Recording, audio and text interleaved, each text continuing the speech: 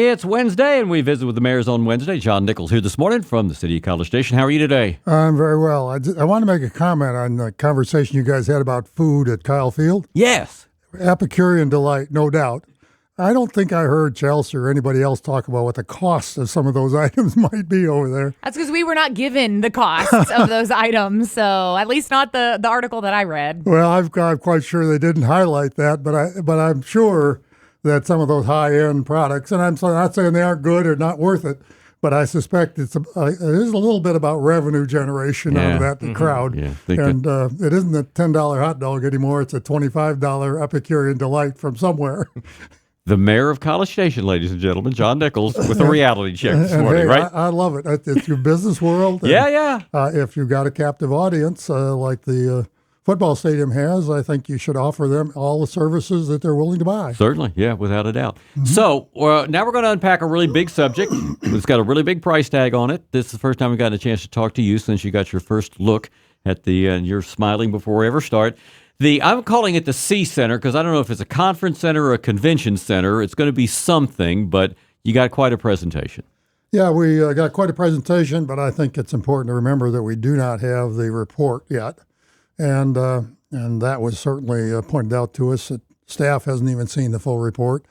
The highlights that we did receive were interesting, revealing, and I would say overall fairly positive except for the price tag.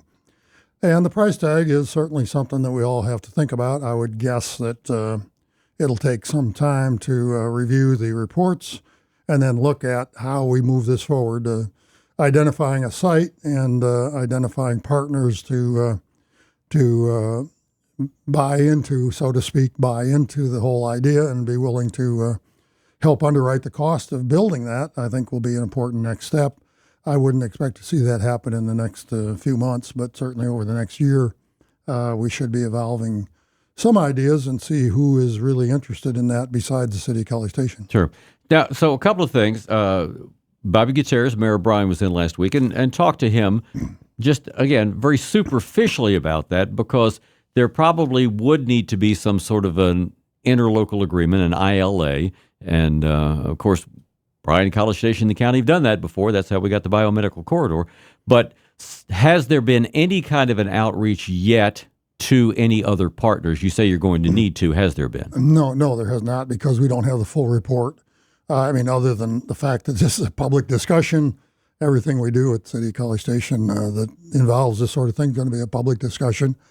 So I think people are listening, people are watching, much as we have with our baseball fields and other things that are going to be built by the City College Station. But this is a little early in the game, I guess, to try to start negotiating something. Obviously, for other partners, whether it's the university or the county or the City of Bryan, they have to see what's in it for them.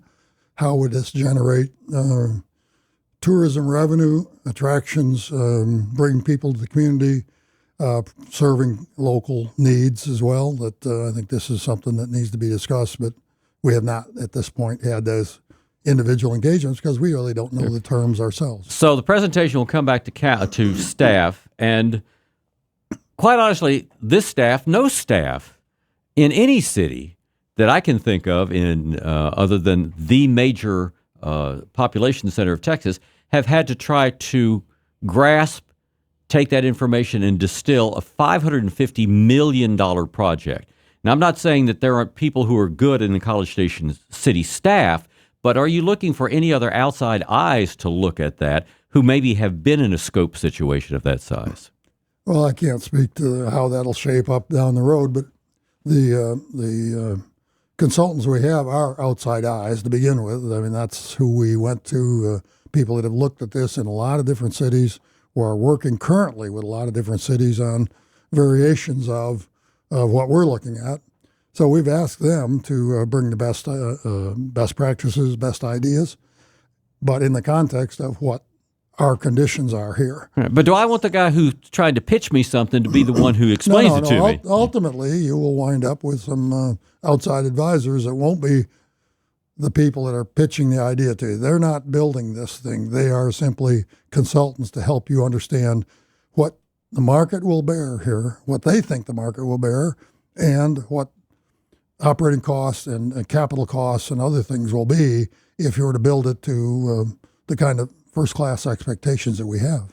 John Nichols joining us this morning, Mayor of College Station. Why don't you take your mayor hat off now? Let's talk about transportation a little bit, because that's really something that is here now every day. Having to look at it, going to cost you a lot of money. First steps are being taken, I think, right around Timber Street, which is where the A&M golf course is, across from the Barbara Bush Center.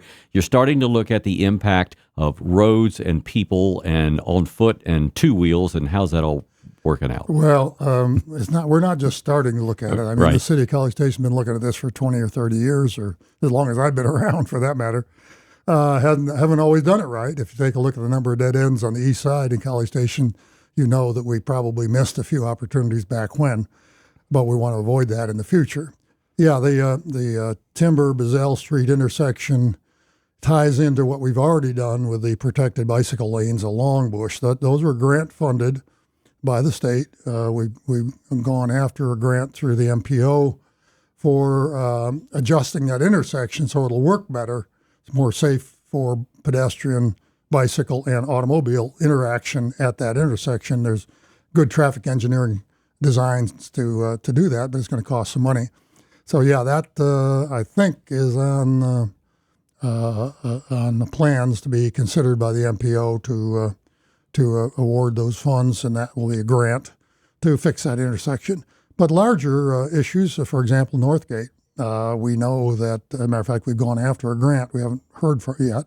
Part of the Northgate small area plan is we need to look at the traffic patterns in the streets over there. We've already done a few things, like Nagel, for example. If you've been down Nagel, you know it's been opened up.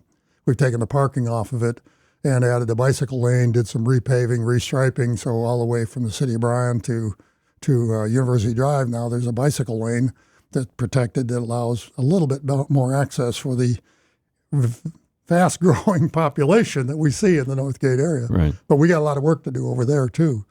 And, of course, we got Rock Prairie East. The next phase is going to be kicking off in the next year or so. Those funds are in a bond issue that was passed 2022, I believe. The engineering design work is pretty well completed on that, so I expect we'll see that to be laid out next. And then there's always another road or a street that needs to be rebuilt. Look Sure. at Lincoln. Lincoln is being totally rebuilt. We get that done, we're going to come over and do Krennic Tap. Again, totally rebuilt. And then we've also got the rest of Francis and the streets around Mabel Kerr Thomas Park. So there's street construction and each one of those will be upgrades with respect to sidewalks, curb and gutters, and drainage, and bicycle pedestrian safety. Sure. Finally today, got some preliminary numbers from the Games of Texas that was just concluded here. Weather certainly worked out to our advantage. And so what kind of numbers can you at least share with us this morning? Well, what they gave me to talk about is that the final participation numbers, the participants, was over 7,100.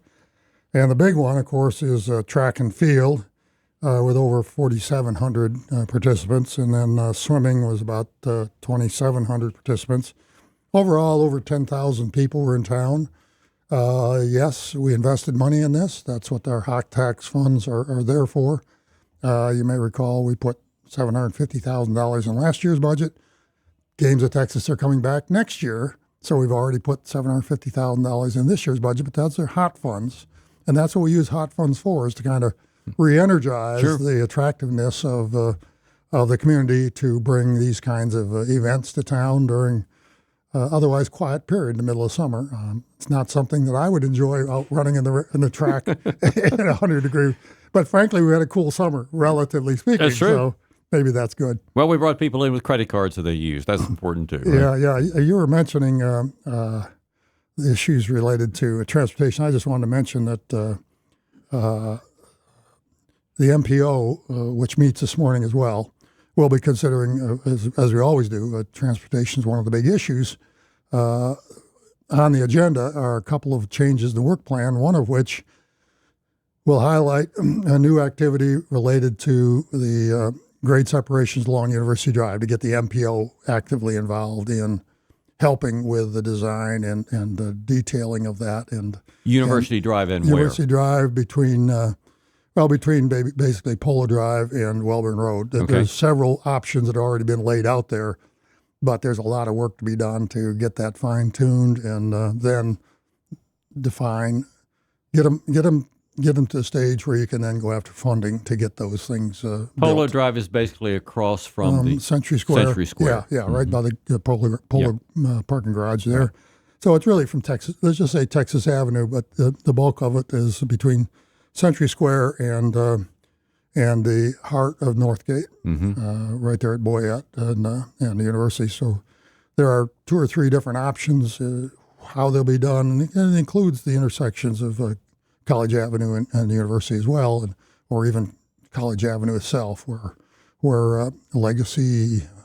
Not sure what the Culpeppers are calling that. Well, it doesn't matter. They're adding thousands of people over there, right? And it's right across College Avenue from Century Square. So improving communication, transportation there. And the other thing is working with BTD on study of their routing and their activities. So a couple of those things are being added to the work plan today at our MPO meeting, and I would expect that we will probably hear from some of the folks on the East Loop because the document, the concept thoroughfare plan approved in 2017, long before any of us were on that board, right, still includes that line. And I suspect there'll be some folks wanting us to review that and see how we might want to revise that concept plan. Would you take any action on that today? No.